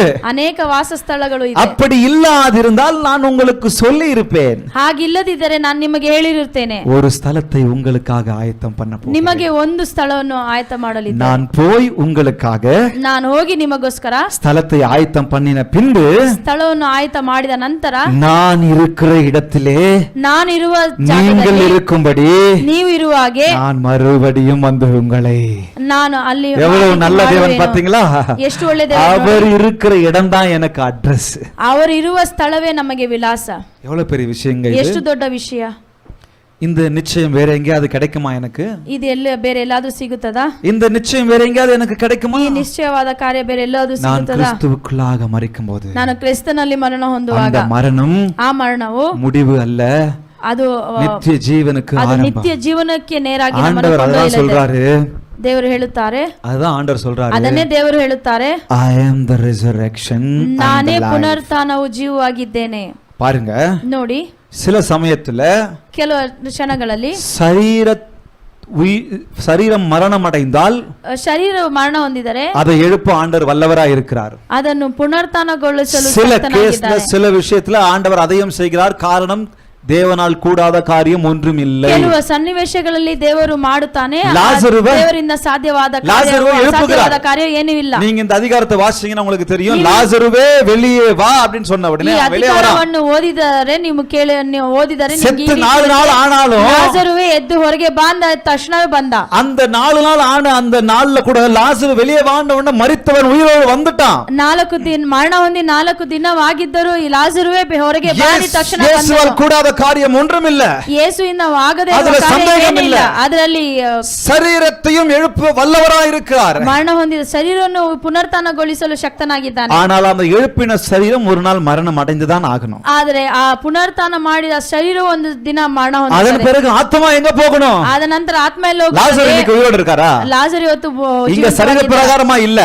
ಇವತ್ತು ಶಾರೀರಿಕ. ஆனால் நம்முடைய நம்பிக்கை பரலோகத்தில் அவர் உயிரோடு இருக்கிறார். ಆದರೆ ಪರಲೋಕದಲ್ಲಿ ನಮ್ಮ ನಂಬಿಕೆ ஒரு நாள் நாம் மரிப்போம், அங்கே அவரை சந்திப்போம். ಒಂದು ದಿನ ನಾವು ಮರಣ ಹೊಂದಿ ಸಂಧಿಸುತ್ತೇವೆ. அப்போ சரீர மரணம் அடைந்தால் சில சமயங்களிலே ஆண்டவர் நம்மை எழுப்புகிறார், உண்மைதான். ಶಾರೀರಿಕ ಮರಣ ಹೊಂದಿದರೆ ದೇವರು ಕೆಲವು ஆனால் ಸಮಯಗಳಲ್ಲಿ இங்கே ನಮ್ಮನ್ನು ஆண்டவர் ಪುನರುತ್ಥಾನ ಮಾಡುತ್ತಾನೆ. இங்கே ஆண்டவர் சொல்லுகிறது ಇಲ್ಲಿ நித்திய ದೇವರು ஜீவனை ಹೇಳುವುದು குறித்து. ಇಲ್ಲಿ ದೇವರು ಹೇಳುವುದು ನಿತ್ಯ ಜೀವನ ಕುರಿತು. சில சமயத்துல நம்ம ஆண்டவரை கேள்வி கேட்கிறோம். ಕೆಲವು ಸಮಯಗಳಲ್ಲಿ ದೇವರನ್ನು ಪ್ರಶ್ನಿಸುತ್ತೇವೆ. இரண்டாவது வருகை எப்ப வரீங்க நீங்க? ಎರಡನೇ ಬರುವಿಕೆ ಯಾವಾಗ ಯಾವಾಗ ಅಂತ சொல்லிக்கிட்டே இருக்கிறீங்க. ಹೇಳುತ್ತಲೇ ಇದ್ದೀರಿ. ஆண்டவர் இந்த படத்தெல்லாம் காமிப்பாங்க, இப்படியே ரெண்டு கையை வச்சு ரெண்டு விரல வச்சுட்டு வருவாரு. ಫಿಲಂ ಅಲ್ಲೆಲ್ಲ ತೋರಿಸ್ತಾರೆ. அதெல்லாம் சும்மா அவங்க நினைச்சு கற்பனையில போட்டு இருக்கிறது. ಅವರೆಲ್ಲ ಕற்பನೆ ಮಾಡಿ கேட்டா 2000 வருஷம் கழிச்சு வரீங்க அப்படின்னு சொல்லி 2000 ವರ್ಷಗಳ ನಂತರ இன்னும் வந்த பாடு இல்லையே, ಇನ್ನು ಬಂದ ಕಾರ್ಯವಿಲ್ಲವೇ? அப்ப அது பொய் அப்படின்னு சொல்லி நிறைய பேர் சொல்றாங்க. ಹಾಗಾದ್ರೆ ಅದು ಸುಳ್ಳು ಅಂತ ಹೇಳಿದ್ದಾರೆ. நம்ம இன்னைக்கு பாட்டு பாடணும். ಇವತ್ತು ನಾವು ಆಡಿದ್ದೇವೆ. உன் நினைவால் சோகமானேன், ನಿನ್ನ ಚಿಂತೆಯಿಂದ ನಾನು ಸೋರುವ எப்ப நீங்க வருவீங்க, ಯಾವಾಗ ಬರುವಿರಿ? அவருக்காக சந்தோஷமா நீங்க எப்ப வருவீங்கன்னு காத்துக்கிட்டு இருக்கிறது ஒண்ணு, ಅವರಿಗೋಸ್ಕರ ಸಂತೋಷದಿಂದ ಕಾಯುವುದು ಬೇರೆ, அவரை வேற விதமா நீங்க வர்றது சந்தேகம் அப்படின்னு கேள்வி கேட்கறது ஒண்ணு. ಆದ್ರೆ ಕೆಲವು இன்னைக்கு ஜனங்க அப்படிதான் ಯಾವಾಗ இருக்காங்க. ಬರುವಿರಿ ಅನ್ನೋದು ಕಾರ್ಯ ಬೇರೆ. இன்னைக்கு ஜனங்க அப்படிதான் இருக்கிறாங்க. ಈಗ ಜನರು ಹಾಗೆ ರೀತಿ ಇದ್ದಾರೆ. அப்போ அவர் அதுக்கும் பதில் வசனம் இருக்கு. ಅದಕ್ಕೂ ಉತ್ತರವಿದೆ. வேதம் ஒண்ணும் சும்மா உங்க கையில கொடுக்கப்படல. ವಾಕ್ಯವು ಸುಮ್ಮನೆ ಕೊಡಲಿಲ್ಲ. 2 பேதுரு 3:9 வசனம் சொல்லுகிறது, ಎರಡನೇ ಪೇತ್ರನು அவர் வருகை 3:9 ಈ ರೀತಿ ಇದೆ, அவருடைய வருகை தாமதிக்கிறது இல்ல, ಆತನ ಬರುವಿಕೆ ತಡ ಆಗುತ್ತಿದೆ. தாமதிக்கிறார் என்று சிலர் எண்ணுகிறபடி, ತಡವಾಗುವುದರಿಂದ சிலர் எண்ணுகிறபடி ಅನೇಕರು ಅದನ್ನು ಯೋಚಿಸುತ್ತಾರೆ. ಕರ್ತರ್ ತಮದು ವಾಗ್ದತ್ತத்தை குறித்து தாமதமாய் இராமல், ದೇವರು ತಾನು ಕೊಟ್ಟಿದ್ದ ವಾಗ್ದಾನವ ತಡೆ ಇಲ್ಲದೆ, வாக்குத்தத்தத்தை குறித்து தாமதமா இல்ல ಅವರ ವಾಗ್ದಾನವು ಅದು ತಡೆಯಾಗಿಲ್ಲ.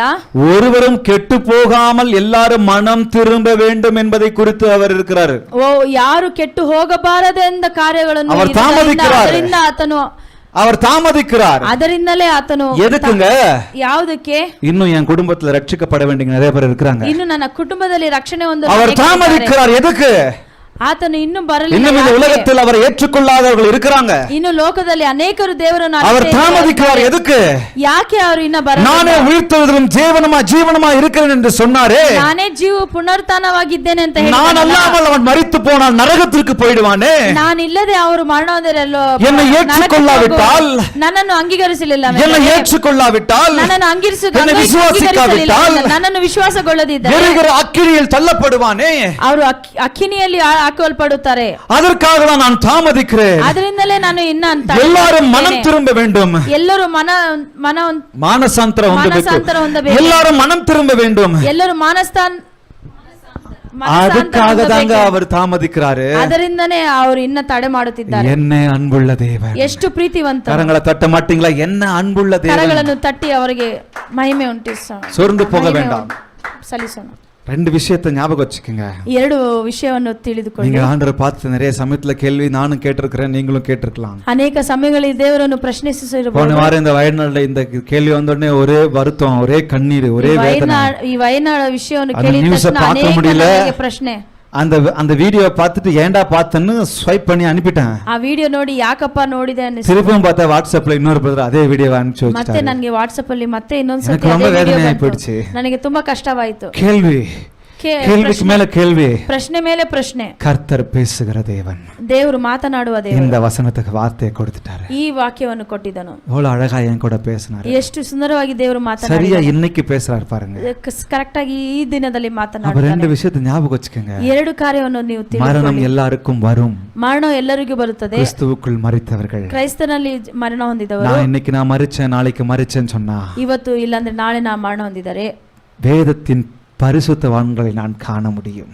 ದೇವರ ಪರಿಶುದ್ಧವಾನ್ಗಳನ್ನು சில சமயத்துல வேதத்தை வாசிக்கும் போது எனக்கு தோணும், ಕೆಲವು ಸಮಯಗಳಲ್ಲಿ ವೇದವನ್ನು ಓದುವಾಗ ನನಗೆ ಅನ್ನಿಸುತ್ತದೆ, அந்த வேதத்தை விரும்பி வாசிக்கும் போது உங்க எல்லாருக்கும் தோணி இருக்கும், ಆ ವಾಕ್ಯಗಳನ್ನು ಓದುವಾಗ ஆபிரகாம் எப்படி இருந்திருப்பாரு, ದೇವರು ಹೇಗಿರಬಹುದು, யாக்கோபு எப்படி இருந்திருப்பாரு, ಯಾಕೋಬು ಯಾವ ರೀತಿ ಇರಬಹುದು, ஈசாக்கு எப்படி இருந்திருப்பாரு, ಈಸಾಕನು ಯಾವ ರೀತಿ ಇರಬಹುದು, இயேசுவை குறித்து வாசிக்கும் போது பெத்லகேம்ல அவர் நடந்து போயிருப்பாரு, ಯೇಸು ಕುರಿತು ನಾನು அந்த சமாரிய ஸ்திரியோடு அந்த ಸ್ತ್ರೀಯಲ್ಲ ಹೇಗಿದ್ದಿರಬಹುದು, யாக்கோபின் கிணறு மேல உட்கார்ந்து பேசினாரு, எப்படி இருந்திருக்கும், ಆ ಬಾವಿ ಯಾವ ರೀತಿ ಇರಬಹುದು. இதெல்லாம் கற்பனை பண்ணும்போது எவ்வளவு சந்தோஷமா இருக்கும். ಇದೆಲ್ಲ ನಾನು ಕಲ್ಪನೆ ಮಾಡುವಾಗ ಎಷ್ಟು ஒரு நாள் நான் மரிப்பேன், ஆனால் ಒಂದು ದಿನ ನಾನು ಮರಣ அந்த ಹೊಂದುವೆನು, பரிசுத்தவான்களை காண முடியும். ಆ ಪರಿಶುದ್ಧವಾನ್ಗಳನ್ನು ನಾನು ನೋಡಲಿಕ್ಕೆ. ஹalleluya, ಹಲ್ಲೆಲೂಯಾ. பரிசுத்த பரிசுத்தவான்களை காண முடியும். ಪರಿಶುದ್ಧವಾನ್ಗಳನ್ನು இன்னொன்னு ஞாபகம் வச்சுக்கோங்க, ಇನ್ನೊಂದು ஒரு நாள் நான் மரிப்பேன். ಒಂದು ದಿನ ನಾ ಮಾಡೋ அன்னைக்கு ಅವತ್ತು என் கூட இருந்தாங்களே ನನ್ನೊಟ್ಟಿಗೆ ಇದ್ದಾರಲ್ಲ, என் அப்பா என் அம்மா, ನನ್ನ ಅಪ್ಪ ನನ್ನ ಅಮ್ಮ, என் சகோதரன் சகோதரி, ನನ್ನ ಸಹೋದರರು நான் நேசித்தவர்கள், என்னை நேசித்தவர்கள், ನಾನು ಪ್ರೀತಿಸಿದವರು, ನನ್ನನ್ನು அவர்களையும் நான் காண முடியும். ಅವರನ್ನು ನಾನು ನೋಡಲಿದ್ದೇನೆ. அதுதானே ஒரு பெரிய நம்பிக்கை. ಅದೇ ಒಂದು ದೊಡ್ಡ ನಂಬಿಕೆ. ஹல்லேலூயா. ஹல்லேலூயா. என் உற்றார் உறவினர்களை நான் காண முடியும். ನನ್ನ ಸ್ವಂತದವರನ್ನು ನಾನು ನೋಡಲಿದ್ದೇನೆ. இந்த நிச்சயம் வேற எங்க கிடைக்கும்? ಈ ನಿಶ್ಚಯ ಬೇರೆಲ್ಲಿ ಸಿಗುತ್ತದೆ? வேற எங்கேயும் கிடைக்காது. ಈ ನಿಶ್ಚಯ ಬೇರೆಲ್ಲಿ அதற்காக ಸಿಗುತ್ತದೆ? தான் இந்த இயேசு அழகாய் வார்த்தை சொல்கிறார். ಆದ್ದರಿಂದನೇ ಪ್ರೀತಿಯಾದ ದೇವರು அப்ப சொல்லுங்க, ಹೇಳುತ್ತಾನೆ, இந்த I am முக்கியம் தானே? ಈ ನಾನೇ I am ಮುಖ್ಯವಲ್ಲವಾ? the resurrection and the life முக்கியம் தானே? ನಾನೇ ಪುನರುತ್ಥಾನ ಜೀವ ಎಂಬುದು ಮುಖ್ಯವಲ್ಲವೇ? இங்கேயும் எனக்கு ஜீவனை கொடுக்க வல்லவர், ಇಲ್ಲಿಯೂ ನನಗೆ ಜೀವ ಕೊಡಲು அங்கேயும் நித்திய ಶಕ್ತನು, ஜீவனோடு என்னோடு இருக்க அவர் வல்லவர். ಅಲ್ಲಿಯೂ ನಿತ್ಯ ಜೀವನ ಕೊಡಲು ಶಕ್ತನಾಗಿದ್ದಾನೆ. ஹalleluya. ஹalleluya. ஹalleluya. ஹalleluya.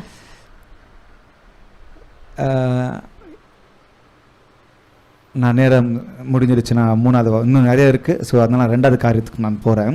ಎರಡನೇ ಕಾರ್ಯಕ್ಕೆ ನಾನು ಬರುತ್ತೇನೆ. ஸோ சரீர மரணம் முடிவு அல்ல, ಶರೀರವು ಮರಣ ಹೊಂದುವುದು, ಆದರೆ நித்திய ಅದು ஜீவனுக்கு ஆரம்பமாயிருக்கிறது. ಅದು ನಿತ್ಯ ಜೀವಕ್ಕೆ இரண்டாவது, ಪ್ರಾರಂಭವಾಗಿದೆ. ಎರಡನೇದಾಗಿ லூசிங் இஸ் நாட் ஃபெயிலியர். ಸೋಲು இழப்பு என்பது தோல்வி அல்ல. அது மாத்திட்டீங்களா பிரதர்? சூப்பர். இழப்பு என்பது தோல்வி அல்ல, ಕಳ್ಕೊಳ್ಳುವುದಾ? ಕಳೆದುಕೊಳ್ಳುವುದು ಸೋಲಲ್ಲ. ನಷ್ಟன்னு சொல்லுங்க. ನಷ್ಟಗೊಳ್ಳುವುದು ಅದು ಸೋಲಾಗಿ, ನಷ್ಟವಾಗುವುದು, ನಷ್ಟವಾಗುವುದು ಅದು ಸೋಲ್. இழப்பு என்பது தோல்வி அல்ல. ಸೋಲುಗಳು ನಮಗೆ, இழப்பு தோல்வி அல்ல, அது கரெக்டா எப்படி சொல்றது? ನಷ್ಟ ಎಂದರೆ ಅದು ನಮಗೆ ಸೋಲು ಅಲ್ಲ. அப்படியே சொல்லுங்க, பரவாயில்ல. ನಷ್ಟವಾಗುವುದು ನನಗೆ ಸೋಲು ಅಲ್ಲ, ನಮಗೆ ಸೋಲು ಅಲ್ಲ, அப்படியே சொல்லுங்க. அது சிறந்த காரியத்தை பெறுவது குறித்து இருக்கிறது. ಅದು ಉತ್ತಮವಾದ ಕಾರ್ಯವನ್ನು ನಮಗೆ. நீங்க நினைக்காதீங்க நான் இதை இழந்து போயிட்டேன், ನೀವು ತಿಳಿದುಕೊಳ್ಳಿ ನಾನು ಇದು ಕಳೆದುಕೊಂಡೆ, எனக்கு தோல்வி ஆயிடுச்சு அப்படின்னு ನನಗೆ ಸೋಲಾಯಿತು. ஒரு சிறந்த காரியத்தை ஆண்டவர் உங்களுக்கு தர வல்லவராக ಉನ್ನತವಾದ ಕಾರ್ಯವನ್ನು ಇಟ್ಟಿದ್ದಾನೆ, கண்டிப்பா, ನಿಶ್ಚಯವಾಗಿ. அப்ப நீங்களும் நானும் சில சமயங்களில் நினைக்கிறோம், ಕೆಲವು ಕ್ಷಣಗಳಲ್ಲಿ ನಾವು ತಿಳಿದು ಈ ರೀತಿ ಅನ್ನಿಸಿಕೊಳ್ಳುತ್ತೇವೆ. லாசருவை இழந்த உடனே இவங்க பதபதப்பாவறாங்க. ಲಾಜರನ್ನು ಕಳೆದುಕೊಂಡ ತಕ್ಷಣವೇ ಅವರು ಕಳವಳಗೊಂಡರು. ஏன்னா பாருங்க, இவங்க மார்த்தாலும் மரியாளும் வந்து ஒரே வார்த்தை சொல்றாங்க. ಮಾರ್ತಾಳು ಮರಿಯಲು ಒಂದೇ ಮಾತು ಹೇಳುತ್ತಾರೆ, நீர் இருந்தீரானால் ನೀವಿದ್ದಿದ್ದರೆ சகோதரன் மறிக்க மாட்டான். ನನ್ನ ಸಹೋದರನ ಮರಣ நீர் இருந்தீரானால் ನೀವಿದ್ದಿದ್ದರೆ சகோதரன் மறிக்க மாட்டான். ನನ್ನ ಸಹೋದರನ ಮರಣ. இன்னைக்கு நானும் நீங்களும் அப்படிதான் பண்றோம். ஆண்டவர்கிட்ட சொல்றோம், ನಾವು ಆ ರೀತಿ ಮಾಡುತ್ತೇವೆ. இப்படியே தான் நம்மளும் சொல்றோம். ಈ ರೀತಿ ನಾವು இயேசு பார்த்து சொல்றோம், ಯೇಸುವನ್ನು ನೋಡಿ, நீங்க இருந்திருந்தீங்கன்னா ನೀವಿದ್ದಿದ್ದರೆ என் தாயை எழுந்திருக்க மாட்டேன். ನನ್ನ ತಾಯಿ, நீங்க இருந்திருந்தீங்கன்னா ನೀವಿದ್ದಿದ್ದರೆ என் தகப்பனை எழுந்திருக்க மாட்டேன். ನನ್ನ ತಂದೆಯನ್ನು நீங்க இருந்திருந்தீங்கன்னா ನೀವಿದ್ದಿದ್ದರೆ என் உறவுகளை எழுந்திருக்க மாட்டேன். ನನ್ನ ಸ್ವಂತದವರನ್ನು நீங்க இருந்திரானால் ನೀವಿದ್ದಿದ್ದರೆ என் வியாபாரத்துல நஷ்டம் அடைந்திருக்க ನನ್ನ மாட்டேன். ವ್ಯಾಪಾರದಲ್ಲಿ நீங்க இருந்திருந்தீங்கன்னா ನನ್ನ என் ನೀವಿದ್ದಿದ್ದರೆ வேலையில நஷ்டம் அடைஞ்சிருக்க ನನ್ನ மாட்டேன். ಕೆಲಸದಲ್ಲಿ ನಾನು ನಷ್ಟ ಹೊಂದುತ್ತಿರಲಿಲ್ಲ. நீங்க இருந்திருந்தீங்கன்னா ನೀವಿದ್ದಿದ್ದರೆ என் வேலை, என் வீடு எனக்கு போயிருக்காது. ನನ್ನ ಮನೆ ಹೋಗುತ್ತಿರಲಿಲ್ಲ. நீங்க இருந்தீரானால் ನೀವಿದ್ದಿದ್ದರೆ எனக்கு இந்த வியாதி வந்திருக்காது. ನನಗೆ ಈ ರೋಗ நீங்க ಬರುತ್ತಿರಲಿಲ್ಲ. இருந்திருந்தீங்கன்னா ನೀವಿದ್ದಿದ್ದರೆ ஏன் எனக்கு இந்த பலவீனம்? ಯಾಕೆ ನನಗೆ ಈ இப்படிதான் நம்ம நிறைய தடவை ஆண்டவரை பார்த்து கேள்வி ಈ கேட்கிறோம். ರೀತಿ ಅನೇಕ ಬಾರಿ ನಾವು ಕೇಳಲು நான் யோசிக்கிறேன், ನಾನು ಯೋಚಿಸುತ್ತೇನೆ, ஒருவேளை மார்த்தா இந்த கேள்வி கேட்கறதுனால என்ன சொல்ல வராங்க? ಈ ರೀತಿ ಪ್ರಶ್ನಿಸುವುದರಿಂದ ಮಾತಾಡ ಏನು ಕೇಳ அப்படிதான் எனக்கு தோணுது. ಆ ರೀತಿ ನನಗೆ ಅನ್ನಿಸಿತು. ஏன்பா இருக்க வேண்டிய நேரத்துல இல்ல? ಯಾಕಪ್ಪ ಇರಬೇಕಾದ எல்லா ಸಮಯದಲ್ಲಿ சமயத்துல என் கூடவே இருந்தீங்களே, ಎಲ್ಲಾ ಸಮಯದಲ್ಲೂ ನನ್ನೊಟ್ಟಿಗಿದ್ದೀರಲ್ಲ, இப்ப நீங்க இருந்திருந்தீங்கன்னா ಈಗ ಇದ್ದದಿದ್ರೆ என் சகோதரன் மரித்திருக்க ನನ್ನ மாட்டான். ಸಹೋದರನ ಮರಣ ಹೊಂದುತ್ತಿರಲಿಲ್ಲ.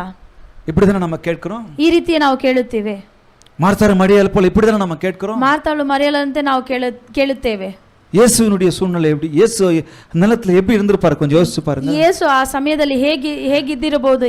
இவ்வளவு நாள் கூட இருந்தீங்க, இப்ப இருக்க வேண்டிய நேரத்துல இல்லையாப்பா, சரியான நேரத்துல இல்லையாப்பா. ಇಷ್ಟು ದಿನ ನನ್ನೊಟ್ಟಿಗಿದ್ದೀರಿ, ನೀವು ಇರಬೇಕಾದ ಸಮಯದಲ್ಲಿ ಇರಲಿಲ್ಲವೇ? என்ன பார்த்து கேள்வி கேட்டுந்தா, ನನ್ನನ್ನು ನೋಡಿ இவ்வளவு நாள் நான் உன் கூட இருந்தேன், இன்னைக்கு ஒரு நாள் இல்லாதனால நீ இந்த மாதிரி பேசலாமா? ಇಷ್ಟು ದಿವಸ ನಾನು ಇದ್ದನಲ್ಲ, ಒಂದು ದಿನ ಇಲ್ಲ ಅಂದ್ರೆ ಯಾಕೆ ಈ ರೀತಿ ಮಾತಾಡುತ್ತೀಯ ಅಂತ கோபம் அப்படியே மூக்கு மேல வந்து தலைக்கு மேல ஏறி இருக்கும். ಕೋಪ ಆ ರೀತಿಯ ಬಂದು ಮೇಲೆ ಹತ್ತಿರುತ್ತದೆ. ஆனா இயேசு ಆದ್ರೆ ಯೇಸು பதட்டப்படல, ಹಾಗೆ ಕಳವಳಗೊಳ್ಳಲಿಲ್ಲ. நீங்க இருந்திருந்தீங்கன்னா, நீங்க இருந்தீரானால்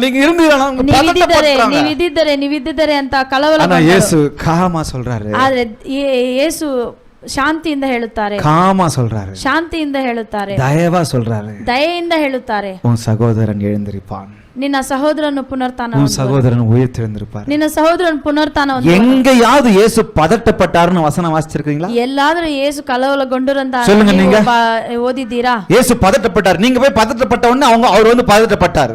ನೀವು ಕಲವರಗೊಂಡಿದ ತಕ್ಷಣ ಆತನು ಕಲವರಗೊಂಡಿದ್ದಾನೆ ಅಂತ ಎಲ್ಲಾದ್ರೂ ಓದಿದ್ದೀರಾ? இந்த குவாலிட்டி இயேசு கிட்ட நானும் நீங்களும் கத்துக்கணும். ಈ ವಿಷಯವನ್ನು ದೇವರ ಬಳಿ ನಾವು ಕಲಿತು பதட்டப்படாதீங்க, ಭಯಪಡಬೇಡಿ, அப்படியே பதறி பதறி எதையும் செய்யாதீங்க, ಅದೇ ಹಾಗೆ ನೀವು ಎಲ್ಲ எதையும் செய்யாதீங்க, ಕೋಪದಲ್ಲಿ ಎಲ್ಲ ಕಾರ್ಯಗಳನ್ನು இதை இழந்து போயிட்டு அந்த ஆங்ஸைட்டில அந்த டிப்ரெஷன்ல எதையும் செய்ய போயிடாதீங்க. ಕಳೆದುಕೊಂಡದ್ರಿಂದ ಅಥವಾ ಕಲವರಗೊಂಡ ಹಾಗೆ ನೀವು ಮಾಡಬೇಡಿ. நீங்க இருந்தீரானால் போட்டு அவரை போட்டு தொந்தரவு பண்ணாதீங்க ಅಂತ ಆತನನ್ನು ನೀವು ஒருவேளை நீங்க அப்படி தொந்தரவு பண்ணாலும் ಆ ರೀತಿ ನೀವು ಮಾಡಲಿದ್ದಾರೆ காமா சொல்லுவார், அவன் உயிரோடு எழுந்திருப்பான். ಅವರು ಶಾಂತಿಯಿಂದ ಹೇಳ್ತಾರೆ, நிலைமையை மாற்றுவார், சரி ஆயிடுங்க, சோர்ந்து போக வேண்டாம், ಸೋತು ಹೋಗಬೇಡಿ. he is in control.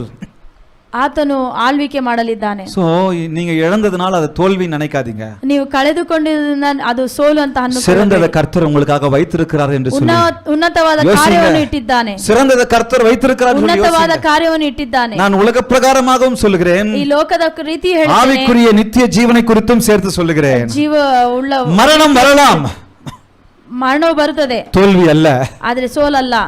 நித்திய ஜீவன் எனக்கு உண்டு, ನಿತ್ಯ ಜೀವಕ್ಕೆ ನಮಗೆ சிறந்ததை பெற்றுக்கொண்டேன். ஹalleluya, சிறந்ததை பெற்றுக்கொண்டேன். ಉನ್ನತ ಕಾರ್ಯವನ್ನು மரணம் வரலாம், தோல்வி அல்ல, சிறந்ததை பெற்றுக்கொண்டேன் நித்திய ஜீவனை. ಮರಣವು ನಮಗೆ ಸೋಲಲ್ಲ, ಅದು ನಮಗೆ ಉನ್ನತ. இந்த உலகத்தில் நீங்கள் எதை இருந்தாலும் சரி, ಈ ಲೋಕದಲ್ಲಿ பலன் இழந்திருக்கலாம், ಕಳೆದುಕೊಂಡರೂ ಸರಿ, வியாதி வந்திருக்கலாம், ರೋಗ ಬರಲಿ, வியாபாரம் அடிபட்டிருக்கலாம், ವ್ಯಾಪಾರವು ನಮಗೆ உங்களை சேர்ந்தவர்களை இழந்திருக்கலாம், ನಿಮ್ಮೊಟ್ಟಿಗಿರುವವನು நிலைமையை மாற்ற கர்த்தர் வல்லவராய் இருக்கிறார். ನಿಮ್ಮ ಸನ್ನಿವೇಶವನ್ನು ಮಾರ್ಪಡಿಸಲು ದೇವರು ಶಕ್ತನಾಗಿದ್ದಾನೆ. சிறந்ததை கொடுக்க கர்த்தர் வல்லவராய் இருக்கிறார். ಕಾರ್ಯವನ್ನು ಕೊಡಲು ಶಕ್ತನಾಗಿದ್ದಾನೆ. இயேசுவை லாசருவை சரீர பிரகாரமாக எழுப்ப வல்லவராய் இருக்கிறார். ಲಾಜರನ್ನು ಶರೀರ ರೀತಿಯಲ್ಲಿ ಪುನರುತ್ಥಾನ ಮಾಡಲು ಶಕ್ತನಾಗಿದ್ದಾನೆ. அதே லாசரு மரணத்தை இன்னொரு தடவை சரீர பிரகாரமாய் மறந்தால் நித்திய ஜீவனில் எழுப்பவும் அவர் வல்லவராய் இருக்கிறார். கரங்களை தட்டலாம். ಶಾರೀರವಾಗಿ ಮರಣ ಹೊಂದಿದರು ಆತನನ್ನು ಜೀವಂತವಾಗಿ ಮೇಲ್ ನೋಡಲಿದ್ದಾನೆ. ಟೆನ್ಷನ್ ஆகாதீங்க, பக்கத்துல பார்த்து சொல்லுங்க, பதட்டப்படாதீங்க, ಕಲವರಗೊಳ್ಳಬೇಡಿ, பதட்டப்படாதீங்க,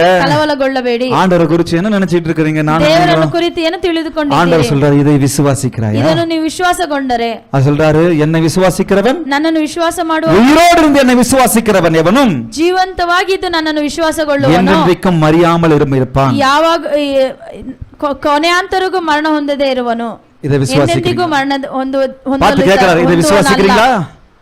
பக்கத்துல பார்த்து நீங்க கேளுங்க, இதை விசுவாசிக்கிறீங்களா? ಇದನ್ನು ನೀವು ವಿಶ್ವಾಸಿಸುತ್ತೀರಿ? விசுவாசிக்கிறீங்களா? ವಿಶ್ವಾಸಿಸುತ್ತೀರಾ? விசுவாசித்தால் நித்திய ஜீவன் உண்டு. ವಿಶ್ವಾಸಿಸಿದರೆ ನಿಮಗೆ ನಿತ್ಯ ಜೀವ ಇದೆ. கண்டிப்பா நித்திய ஜீவன் உண்டு. ಖಂಡಿತವಾಗಿ ನಿತ್ಯ ಜೀವವಿದೆ. அதனால இனிமேல் எனக்கு எந்த தோல்வி வரப்போகுதுன்னு எனக்கு தெரியாது. ಬರುವ ಕಾಲಗಳಲ್ಲಿ ಏನು ಸೋಲು ಬರಲಿದೆ, யாருடைய மரணம் வரப்போகிறது என்று எனக்கு தெரியாது. ಯಾರ ಮರಣ ಕಾರ್ಯಗಳು ಬರಲಿದೆ ಗೊತ್ತಿಲ್ಲ. தேவனுடைய வார்த்தையாய் சொல்லுகிறேன், ದೇವನ ವಾಕ್ಯವು ಹೇಳುತ್ತದೆ, சோர்ந்து போக வேண்டாம், ಸೋತು ಹೋಗಬೇಡಿ, பதட்டப்பட வேண்டாம், ಕಲವರಗೊಳ್ಳಬೇಡಿ. அவருக்கு சித்தமானால் சரீர உயிர்த்தெழுதலையும் கொடுப்பார். ಆತನ ಚಿತ್ತವಾದರೆ ಶಾರೀರಿಕ ಪುನರುತ್ಥಾನ அப்படி இல்லை என்றால் நித்திய ஜீவனை அங்கே கொடுப்பார். ಹಾಗಿಲ್ಲದರೆ ನಿತ್ಯ இங்கே கண்ணு நான் மூடுனா அங்க நான் கண்ணை திறப்பேன். ಇಲ್ಲಿ ಕಣ್ಣು ಮುಚ್ಚಿದರೆ ಅಲ್ಲಿ ಕಣ್ಣು ತೆಗಿತೇನೆ. அட்ரஸ் மாத்திரம் தான் சேஞ்ச் ஆகும். ವಿಳಾಸ ಮಾತ್ರವೇ ಚೇಂಜ್ ಆಗುತ್ತೆ. பூமியே அட்ரஸ், ಭೂಮಿ ನನ್ನ ವಿಳಾಸ அது இல்ல, ಅದಲ್ಲ. பரலோகம் என் நிரந்தர அட்ரஸ். ಪರಲೋಕವೇ ನನ್ನ ಪರ್ಮನೆಂಟ್ இன்னைக்கு ವಿಳಾಸ. வீடு தேடுறதுக்கு எவ்வளவு கஷ்டப்படுறோம். ಇವಾಗ ಮನೆ ಹುಡುಕೋದು ಎಷ್ಟು ಕಷ್ಟ. ஒரு சொந்த வீடு இல்லாம எவ்வளவு கஷ்டப்படுறோம். ಸ್ವಂತ ಮನೆ ಇಲ್ಲದೆ ಎಷ್ಟು ಕಷ್ಟ.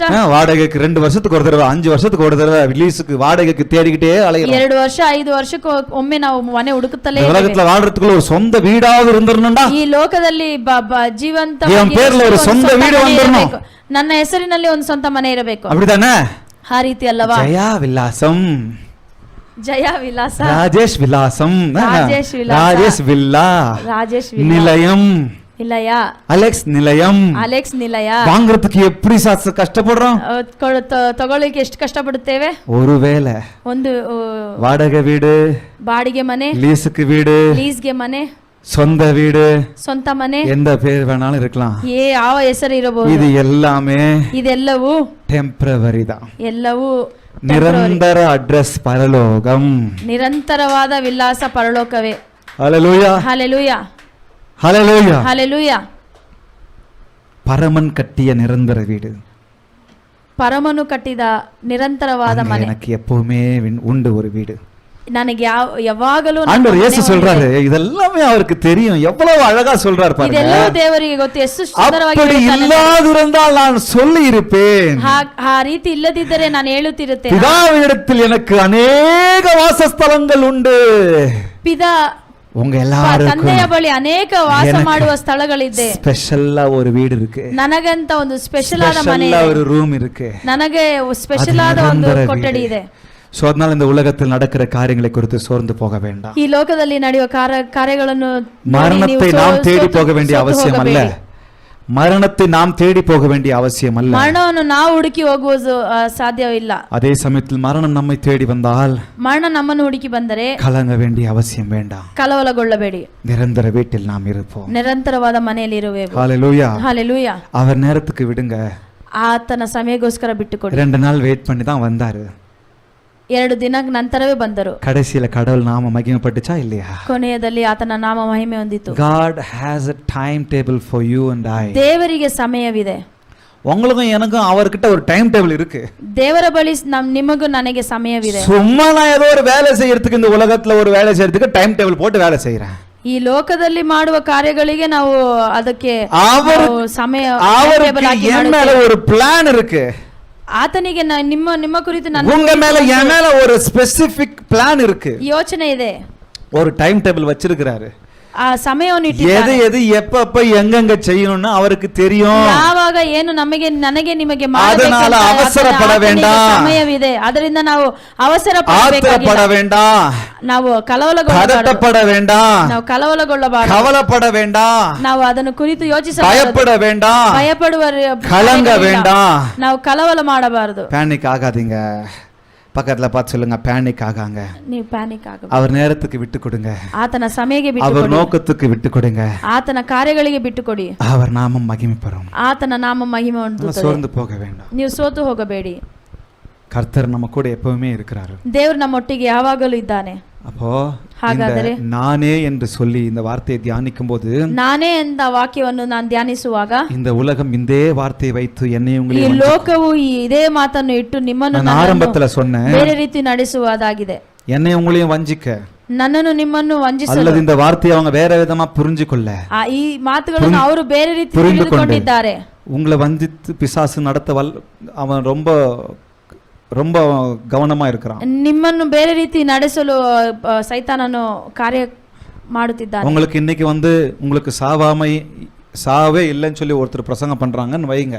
ಒಂದು ವೇಳೆ ನಿಮ್ಮ ಹತ್ರ ಬಂದು ಯಾರಾದ್ರೂ ನಿಮಗೆ ಸಾವೇ ಇಲ್ಲ ಅಂತ ಹೇಳುತ್ತಾರೆ ಅನ್ಕೊಳ್ಳಿ. நம்பிட்டீங்க, ನೀವು ನಂಬಿದರೆ, ஏத்துக்கிட்டீங்க, ಅದನ್ನು ನೀವು ಅಂಗೀಕರಿಸಿದರೆ, வசனத்தை வச்சு தான் சொன்னாரு, ವಾಕ್ಯವನ್ನು ಇಟ್ಟನೆ ಹೇಳ್ತಾರೆ, ஏத்துக்கிட்டீங்க, ಅದನ್ನು ನೀವು ಅಂಗೀಕರಿಸಿದರೆ, நாளைக்கு சொன்னவரே இறந்துட்டாரு, ನಾಳೆ ಹೇಳಿದವರೇ ಅವರು ಮರಣ ಹೊಂದಿದ್ದಾರೆ, அல்லது கேட்ட நீங்க உங்க குடும்பத்துல யாராவது இழந்திருப்பீங்க. ಆ ಕೇಳಿದ ನೀವು ನಿಮ್ಮ ಕುಟುಂಬದಲ್ಲಿ ಯಾರನ್ನು ಕಳೆದುಕೊಂಡರೆ உங்களுக்கு என்ன கேள்வி வரும்? ಏನ್ ಪ್ರಶ್ನೆ ನಿಮಗೆ ಬರುತ್ತದೆ? என்ன ஆவீங்க நீங்க? ಏನಾಗುತ್ತೀರಿ ನೀವು? நான் என்ன ஆவேன்? ನಾನೇನಾಗುತ್ತೇನೆ? வசனத்தை வச்சு பேசினானேப்பா. ವಾಕ್ಯವನ್ನು ಇಟ್ಟು ಹೇಳಿದಾರಲ್ಲ, வசனத்தை வச்சு பேசினாரே, ವಾಕ್ಯವನ್ನು ಇಟ್ಟು ಹೇಳಿದಾರಲ್ಲ. இன்னைக்கு நான் இழந்துட்டேன், ನಾನು ಕಳೆದುಕೊಂಡೆ, அவரே இறந்துட்டாரு, ಅವರನ್ನು ಕಳೆದುಕೊಂಡೆ. அப்படி சொன்னவர் ஒருத்தர் இறந்துட்டாரு. ಆ ರೀತಿ ಹೇಳಿದವರು அவங்களுடைய ಕಳೆದುಕೊಂಡನ, அவங்களுடைய சீஷர்கள் இன்னைக்கு அதை எடுத்து நடத்திட்டு இருக்காங்க. ಅವರ ಶಿಷ್ಯರು ಈ ರೀತಿ ಅವರನ್ನು ನಡೆಸುತ್ತಿದ್ದಾರೆ. வஞ்சிக்கப்படாதீங்க. ಆ ರೀತಿ ನೀವು ಆ ಕಾರ್ಯಗಳಿಗೆ ನೀವು ವಂಚನೆ சரீரத்துக்கு மரணம் ஒரு நாள் உண்டு. ಶಾರೀರಿಕ ಮರಣ ಒಂದು ದಿನ ಇದೆ. ஆனால் என் ஆத்துமா அவரோடு கூட இருக்கும். ನಮ್ಮ ಆತ್ಮವು ಆತನೊಟ್ಟಿಗೆ ಇರುತ್ತದೆ. அவரை நான் விசுவாசிக்கும் போது, ಆತನನ್ನು ನಾನು ವಿಶ್ವಾಸ ಇಡುವಾಗ, மரிக்கும் போது, ಆತನಲ್ಲಿ ನಾನು ಮರಣ ಹೊಂದುವಾಗ. இப்ப புரியுதுங்களா? நானே உயிர்த்தெழுதலும் ஜீவனுமா இருக்கிறேன் என்று சொல்லும்போது, ಯಾಕೆ ದೇವರು ನಾನೇ ಪುನರ್ತಾನ ಜೀವವಾಗಿದ್ದೇನೆ ಅಂತ ಹೇಳಿದ್ದಾನೆ. மிக மிக அவசியம். ಇದು இந்த நானே என்கிற வார்த்தை, நானே என்கிற வார்த்தை மிக அவசியம். ನಾನೇ ಎಂದ ಮಾತು ಇದು ತುಂಬಾ ಅಗತ್ಯವಾದ ஒரு ಮಾತು. குறிப்பிட்ட ஒரு டைமென்ஷன்ல மாத்திரம் இந்த வார்த்தையை பார்த்துக்கிட்டு இருக்கிறோம். ಇದು ಒಂದು இன்னும் இதுக்கு வேறு பல விதமான டைமென்ஷன்ஸ் இருக்கு. ಇದು ಇನ್ನೂ ಅನೇಕ ರೀತಿಯಾದ ಕಾರ್ಯಗಳಿದೆ. சொல்லு பரவாயில்ல. ಈ ಒಂದು ಡೈಮೆನ್ಷನ್ ಅಲ್ಲಿ ನಾವು ನೋಡುತ್ತಿದ್ದೇವೆ, ಆದ್ರೆ ಇನ್ನೂ ಅನೇಕ ಡೈಮೆನ್ಷನ್ ಅಲ್ಲಿ ಅನೇಕ ಮಾತುಗಳಿದೆ. ಅದೆಲ್ಲ ನೋಡಲು ನಮಗೆ ಇವತ್ತು ಸಮಯವಿಲ್ಲ. ಕರ್ತருக்கு சித்தமானால் வேற எப்பயாவது ದೇವರ ಚಿತ್ತವಾದರೆ ಬೇರೆ ದಿನಗಳಲ್ಲಿ ನಾವು ನೋಡಿದ್ದೇವೆ. ಇನ್ನು மீதி 2 இருக்கு. ಇನ್ನು 2 ಕಾರ್ಯಗಳಿದೆ. அதையும் நாம் பார்க்க போகிறோம். ಅದನ್ನು ನಾವು ನೋಡಲಿದ್ದೇವೆ. கர்த்தர் நல்லவர். ದೇವರು ಒಳ್ಳೆಯವನು, ನಾನೇ உயிர்த்தெழுதலும் ನಾನೇ ಪುನರುತ್ಥಾನವು ஜீவனமாய் இருக்கிறேன் ಜೀವವಾಗಿದ್ದೇನೆ ಅಂತ ಹೇಳಿದ್ದಾನೆ. சரீரத்தை உயிரெழுப்பவும் அவரால் முடியும். ಶರೀರವನ್ನು ಪುನರುತ್ಥಾನಗೊಳಿಸಲು ಸಾಧ್ಯ. அப்படி அவர் சித்தமல்ல, ಆತನ ಚಿತ್ತವಲ್ಲವೆಂದರೆ நித்திய ஜீவன் அங்கே என் ஆத்துமா அங்கே நிலை கொண்டிருக்கும். ನಿತ್ಯ ಜೀವನದಲ್ಲಿ ನನ್ನ ಆತ್ಮವು ಅಲ್ಲಿರುತ್ತದೆ. அதை மறந்துட வேண்டாம். ಅದನ್ನು ನಾವು ಮರೆತು தெளிவான உபதேசத்தில் தயவு செய்து உங்க செவிகளை கொடுங்க. ಒಂದು ಉನ್ನತವಾದ ಬೋಧನೆಯಲ್ಲಿ ನೀವು ನಡೆಯುವರಾಗಿರಿ. ಸ್ಪಷ್ಟವಾದ ಬೋಧನೆಗೆ ಸ್ಪಷ್ಟವಾದ ಬೋಧನೆಯಲ್ಲಿ ಇರಿ.